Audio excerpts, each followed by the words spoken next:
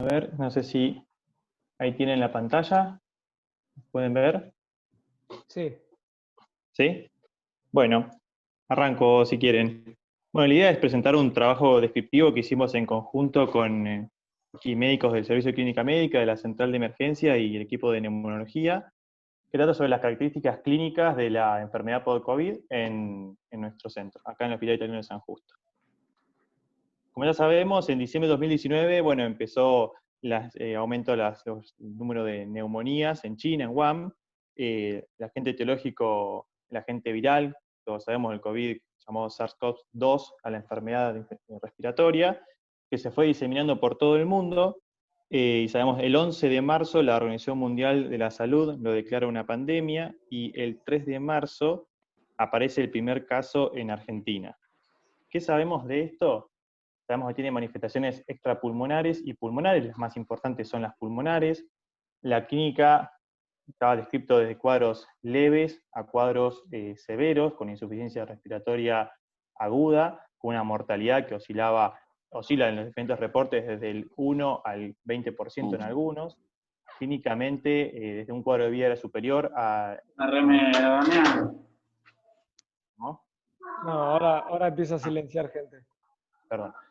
A cuadros como de neumonía, vidrios inferior. Imagenológicamente también está descrita imágenes en vidrios medilados, bilaterales, periféricos, y también se habían descrito manifestaciones extrapulmonares como dermatológicas, digestivas, entre otras. Todos estos reportes son de, digamos, países de China principalmente y de otros países afectados, pero no tenemos ningún trabajo descriptivo acá en Argentina, así que la idea era hacer un trabajo descriptivo de nuestro centro. ¿Qué hicimos para esto? Hicimos un trabajo, digamos, como dijimos, una descripción de casos clínicos. Incluimos a pacientes infectados por COVID, positivos por PCR, desde el periodo del 3 de marzo al 21 de junio de este año, todos del Hospital Italiano de San Justo. Sacamos datos a través de la historia clínica y de la ficha epidemiológica obligatoria, datos de comorbilidades, manifestaciones clínicas, del laboratorio, eventos clínicos, datos epidemiológicos y las imágenes que fueron revisadas por el equipo de neumonología. Y toda esta información también fue revisada por investigadores externos, independientes. ¿Cómo clasificamos después a los pacientes? Clasificamos según la presencia o ausencia de neumonía, por el grado, digamos, por la gravedad clínica. Estos, digamos, como dicen ahí abajo, asintomáticos, pacientes leves, son aquellos pacientes que no tenían disnea y la imagen era normal. Moderada, aquellos pacientes con neumonía y una saturación mayor a 94. Severa, pacientes con neumonía y una saturación menor a 94, una frecuencia respiratoria mayor a 30 o una PAFI menor de 300. Y críticos, aquellos pacientes que por insuficiencia respiratoria requirieron ARM, diagnóstico de shock séptico o falla multiorgánica. A su vez, la neumonía la clasificamos en leve, si son leves o moderados, y severa, si eran severos o críticos. ¿Qué resultados obtuvimos? Abajo a la izquierda pueden ver el número total, la distribución por porcentaje en función de lo que acabo de decir. Un N de 101 pacientes, de los cuales 4 fueron embarazadas, todas fueron con cuadros leves. Y lo primero que quiero distinguir es la diferencia en cuanto a la edad. Si dividimos a los pacientes en dos grandes grupos, en presencia de neumonía, vemos que la mediana de edad en los pacientes que no tenían neumonía fue de 38 versus 67 en aquellos pacientes que sí tenían neumonía, con un valor de P estadísticamente significativo. A este grupo, si lo subdividimos en leve sin neumonía, neumonía leve o neumonía moderada severa, encontramos una diferencia. Aquellos pacientes con cuadros leves sin neumonía, la media de la edad fue menor a 40 años. Aquellos pacientes con neumonía leve, la media de la edad fue menor a 60, y en aquellos pacientes con una neumonía moderada severa, la media de edad fue mayor a 80 años, también con una estadísticamente significativo. Acá describimos los síntomas que presentaron todos los pacientes. En azul, el valor, digamos, general, el porcentaje. En verde, los pacientes sin neumonía. Y en rojo, los pacientes con neumonía. Observamos que la fiebre, tos y odinofagia fueron los síntomas más frecuentes. También presentaron síntomas extrarrespiratorios, digamos, como por ejemplo cefalea, mialgias, astenia, síntomas abdominales, etc. Rash también. Cuando hacemos una comparación por grupos, encontramos que en la fiebre, disnea, dolor abdominal, hay diferencias en los pacientes que presentaban sin neumonía y aquellos con neumonía. Vale remarcar que a su vez, si haces un análisis de subgrupos en disnea, encontramos que se presenta principalmente en los pacientes que evolucionan a neumonía severa o crítica. Este es el mismo cuadro donde también diferenciamos los pacientes con neumonía y sin neumonía y con neumonía en verde y rojo, sobre las comorbilidades que presentaron los pacientes. Observamos que alguna comorbilidad es lo más frecuente, hipertensión y obesidad es la comorbilidad más frecuente, también observamos otras, pero estadísticamente hablando, la hipertensión, o sea, tener alguna comorbilidad, la hipertensión y la obesidad son las principales comorbilidades que nosotros encontramos en diferencia de los grupos. Si hacemos el índice de Charson, se encuentra una gran diferencia, ya que acá se tiene en cuenta la mayoría de las comorbilidades. Si bien hay una tendencia a presentar mayor cirrosis, insuficiencia renal, diabetes, enfermedad cardiovascular, enfermedades respiratorias crónicas, la diferencia no fue estadísticamente significativa. Acá mostramos un poco, resumí todos los valores del laboratorio, porque eran muchos, pero puse los más importantes y aquellos que estadísticamente fueron significativos. Hay una tendencia a la linfopenia en los pacientes que presentan neumonía, sin embargo la diferencia no fue estadísticamente significativa, sí así en plaquetopenia, y lo más importante, en dímero D y en PCR, que una diferencia estadísticamente significativa, una P menor a 0,5, y si hacemos un análisis de subgrupo en aquellos pacientes que presentan neumonía, también encontramos en aquellos una diferencia significativa en aquellos que tienen neumonía leve versus los que tienen neumonía severa. Este gráfico trata de mostrar, o muestra, mejor dicho, perdón, el diagnóstico de PCR. En verde se observa el PCR positiva en la primera muestra, que fue el 76%, en amarillo la segunda muestra, que fue el 23%, y en rojo la tercera muestra, que fue del 1%. La primera y segunda muestra fueron por hisopados nasofaringios y la tercera fue por un esputo. Podemos ver que la sensibilidad, si bien esto no es un trabajo para evaluar sensibilidad del método, vemos que tenemos un 24% de falsos negativos, ¿no? En la primera, si uno se queda con la primera muestra. La segunda y tercera muestra fueron tomados por persistencia de síntomas o por alta sospecha clínica. Este es un gráfico que tratamos de analizar un poco las imágenes y los resultados que encontramos. En estos primeros dos evaluamos la sensibilidad de los métodos. Acá en la radiografía de tórax anormal encontramos en menos del 25%, pero si lo subclasificamos en los pacientes que tenían neumonía leve o grave, encontramos que la sensibilidad de la radiografía puede subir a un 50 o un 85%. La tomografía anormal se encontró en el 80% de los casos, esa es la sensibilidad. En aquellos pacientes, que eran 4, que no fue negativa, es porque también se le hizo dentro de las primeras 72 horas de iniciado los síntomas. Los patrones más frecuentemente hallados fueron vidrio esmerilado, consolidación, engrosamiento septal. ¿Sí? Esto ya estaba también descrito con coincidencia con otros trabajos. Bilateral, subpleural y multifocal fueron también características muy frecuentes en estas imágenes. Y voy a recalcar que si hablamos de regiones a nivel pulmonar, los lóbulos inferiores más frecuentes que los lóbulos superiores, por un 62 contra un 6%. Si analizamos los datos epidemiológicos en cuanto a los mecanismos de transmisión, tenemos esto sacado de la ficha epidemiológica, que por contacto el 41% de los pacientes, comunidad 38%, personal de salud 21% e importado solamente 1%. Si analizamos el personal de salud, podemos observar que por subgrupos, 54% eran enfermeros, 13% eran médicos o técnicos de radiólogos, y el 8% otras actividades como administrativos o camillería. ¿Sí? Acá tratamos de ver un poco cómo evolucionaron los pacientes. El 68% de ellos estuvo una indicación de internación. Vale aclarar que también la indicación de internación fue variando a lo largo del tiempo, por eso el porcentaje es tan alto. De los cuales de estos que se internaron, el 26% presentaba neumonía, y de estos el 5% tuvo internación en unidades de cuidados críticos. En cuanto a las complicaciones que presentaron, esas son todas las complicaciones, vale remarcar que oxigenoterapia requirió el 5%, ARM el 3%. En cuanto al tratamiento, antibiótico fue el principal tratamiento que se ha otorgado, 28, casi 30%, tratamiento antibiótico diferente a acitromicina, que fue de 18%. Los glucocorticoides vemos que lo vimos en el 6% de los pacientes. Esto fue antes del resultado del estudio que, bueno, tanto nos ha marcado a nosotros el cambio, el recovery, por eso, bueno, por ahí el porcentaje es menor de lo que podemos esperar ahora. Ritonavir y plasma 2%, encontramos una mortalidad del 5%. Al final del seguimiento, encontramos, siguiendo la subclasificación que hicimos al principio, asintomáticos no cambió, 1%, leves 73%, moderados 19%, severos y críticos menos del 5%, 94% recuperados, 1% continuaba internado al fin del seguimiento y 5% de fallecidos.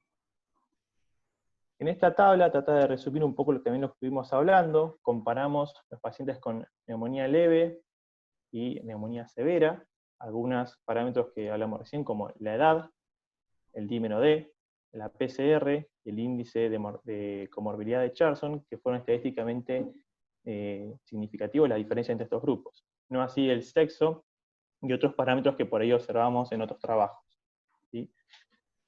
En cuanto a evaluar los scores que usamos para la evaluación de gravedad, el CUR65 y el PSI, que son los más frecuentemente usados, observamos que el CUR65 mayor de 2, que es la indicación de internación habitual, no dio una estadística, no dio una diferencia entre ambos grupos. En cambio, el PSI sí nos dio una diferencia, quizás porque tiene en cuenta la variable edad en mayor rango, incluye comorbilidades e hipoxemia. Como conclusión de esto, sacamos que tanto los factores de riesgo, manifestaciones clínicas y de laboratorio son similares a otras descripciones. Vale aclarar que dentro de los factores de riesgo, nosotros los más importantes que encontramos y que sean relevantes fue la hipertensión y la obesidad. De las manifestaciones clínicas, la disnea marcó una diferencia entre los grupos, digamos, una diferencia en cuanto a la gravedad, y de los laboratorios, el dímero-D y la PCR fueron los más relevantes. Como score, vemos que el CUR65 no nos sirvió para diferenciar los grupos, sí el PSI, y la mayor parte de los cuadros fueron leves y se recuperaron sin un tratamiento específico.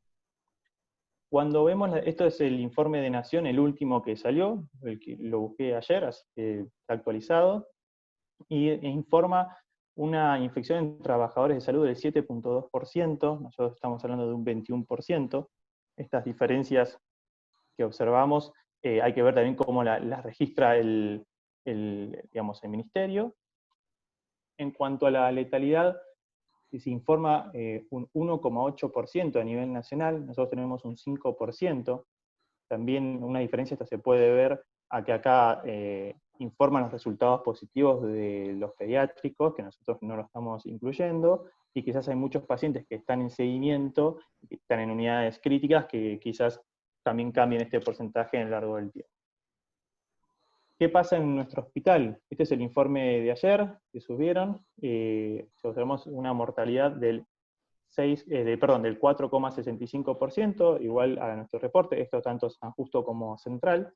Si encontramos una diferencia en la internación y en la internación de unidades críticas, quizás también porque ha cambiado digamos, el criterio de internación a lo largo del tiempo, ¿no? Esto es una diferencia. Así que bueno, eso es lo que ese es el trabajo que quería contarles. Sabemos que es un trabajo que tiene muchas limitaciones, ya que es retrospectivo y faltan algunos datos.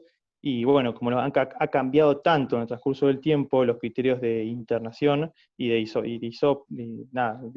contacto estrecho y de caso sospechoso, que también eso nos va a cambiar. A su vez, el bajo número de pacientes críticos también nos hacen, digamos, que algunos valores no sean estadísticamente significativos. Y además está allí que es solamente del Hospital Italiano de San Justo. Y bueno, si quieren hacer preguntas, también están los otros autores acá, si quieren preguntar algo. Yo quería preguntar que me repases un poquito estos 100 pacientes en 3 meses, ¿de dónde los captaste? capturaron representan qué población. Te explico por qué. Porque nosotros hace un mes y medio, dos, iniciamos un programa de seguimiento de los pacientes que consultan a la guardia y no los internamos. En ese drive hay ya en este momento, en un mes y medio, aproximadamente 1.600, 1.700 pacientes, de los cuales el 35% terminaron siendo positivos. O sea que ya solamente en ese drive ahí hay fácil 500 pacientes COVID positivos que nunca se internaron. Entonces, mi pregunta para entender un poco la interpretación de todos estos porcentajes es, estos 100 pacientes que están en esta muestra, ¿a qué pacientes corresponden? ¿Pacientes que se internaron? ¿Pacientes de San Justo? ¿Los primeros 100 pacientes que vinieron? ¿Cómo fue? ¿O fue una elección al azar? ¿Fue un muestreo de una muestra mucho mayor? ¿Fue un muestreo? ¿Cómo fue hecho? Para entenderlo un poquito mejor. Bien, no, estos fueron los primeros pacientes, digamos, desde el diagnóstico, los primeros pacientes que no fue ni por internación, de hecho hay 68% de los pacientes fue internado, y eso fue cambiando a lo largo del tiempo, pero fueron los primeros 100 pacientes, digamos, Claro. por tiempo. Los primeros 100 pacientes que llegaron y tuvieron las primeras 100 PCR, podríamos decir así. Exactamente, exactamente. Claro. Bueno, nosotros fuimos viendo, los que estamos en la internación, cómo fueron cambiando las características de los pacientes, ¿no? Un poco por lo que dijiste vos. En principio, los pacientes que se internaban, al principio nosotros estábamos obligados a internar pacientes que hoy en día los estamos mandando a la casa, ¿no es cierto? Los primeros 100 pacientes internados al menos, tenían mucho el sesgo de la directiva ministerial de internar a todo el mundo. De hecho, todos estamos viendo que hoy en día los pacientes que internamos con respecto a hace 3 meses atrás son muchísimo más graves. Los pacientes epidemiológicos puros los manejamos en forma ambulatoria, y hoy en día empezamos a tener lo que uno escuchaba de los principios de la pandemia en Europa, que los pacientes estaban hipoxémicos, requerían venir, les ponían la máscara helmet y los pasaban a terapia y se morían. Y las terapias tenían que decidir si ventilaban a uno o al otro. Bueno, eso a nosotros no nos pasó en los primeros, por lo menos 3 meses y medio, diría que 4 de pandemia. Hoy en día estamos empezando a tener esa fase. Los pacientes de piso están hipoxémicos, los pacientes de piso tienen corticoides, las terapias están llenas, casi no tenemos respiradores, y la terapia intermedia y a veces la guardia tienen pacientes ventilados. Con lo cual, hay que interpretar con precaución el dato, todos estos porcentajes, porque si es una recopilación secuencial, nosotros hemos visto este corrimiento que no creo que se deba a que la enfermedad empeoró durante estos 3 meses, sino que nosotros vamos seleccionando los pacientes con los cuales nos quedamos. Al principio internábamos todo, era toda una novedad el COVID y cualquier cosa lo internábamos. Ahora internamos lo que históricamente debiera internarse en un hospital, que son pacientes con criterios de internación clínicos, hipoxémicos, disneicos, taquimneicos o con alteraciones del laboratorio o severas comorbilidades que hagan presuponer una evolución desfavorable. Entonces, creo que si ahora hicieras a partir de hoy los próximos 100 y los compararas contra el primer trabajo de los primeros 100, encontrarías creo que bastantes diferencias, ¿no? Al menos en el hospital los pacientes son mucho más graves. Igual me parece que el trabajo es interesante desde el punto de vista que todo lo escrito en la literatura se replica en nuestra población. La PCR, la inflamación es más probable que esté presente en los pacientes con neumonía, es más presente que los pacientes con neumonía severa tengan más comorbilidades, sean más viejos, les vaya peor. Con lo cual, evidentemente, todo lo que ha salido por todos lados va perfectamente para nuestra población. Así que, bueno, me parece que, precisamente esta es una población netamente de San Justo, con lo cual más validez interna tiene para nosotros. Así que te felicito y yo te doy ánimo para que sigas con la base, porque me parece que ahora tendrías para hacer lo mismo con 1000 pacientes. Eso va a depender obviamente de las ganas, del trabajo que lleve, la cantidad de colaboradores que tengas. Así que bueno, bravo.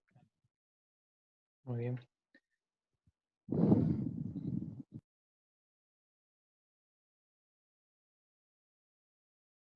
Bueno, a ver, ¿algún otro comentario que nos quieran hacer?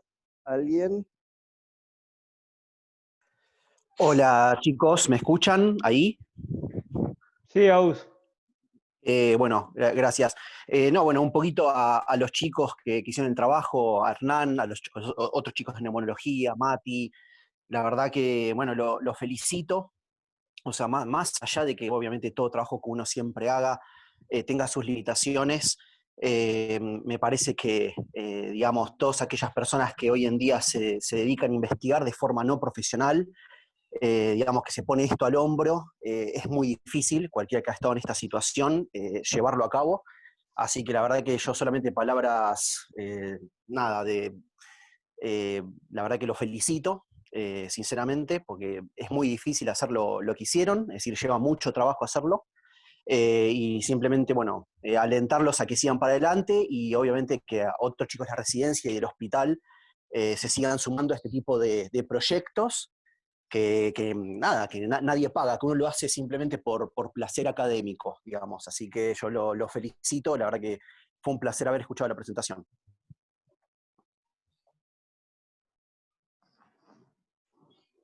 Bueno, muy bien.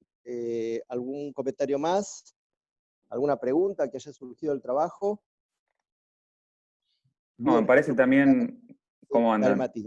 Buen día, ¿cómo andan? No, me parece interesante un poco también el dato con respecto a las PCRs. Si bien obviamente no es un estudio de test diagnóstico porque no hay un gol estándar adecuado, es interesante que uno lo ve en la práctica, que la PCR no es tan sensible, que muchas veces una primer PCR negativa en un cuadro clínico adecuado no tiene que bajar la sospecha diagnóstica.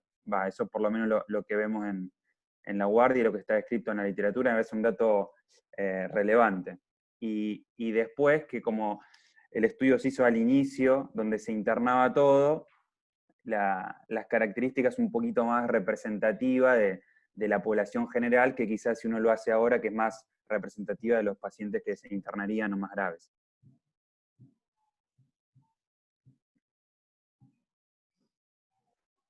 Sí, otro comentario, es interesante cómo refleja el principio de la pandemia, ¿no?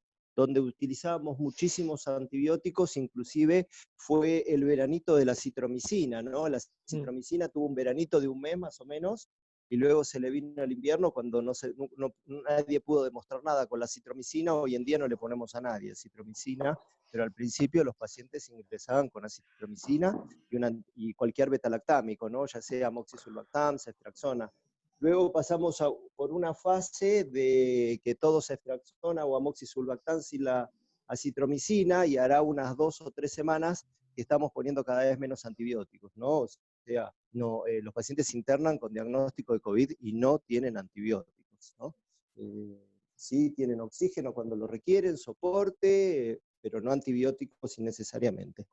Y eso creo que también el trabajo está reflejado, refleja el inicio de la pandemia, cosas que ahora ya no hacemos, ¿no?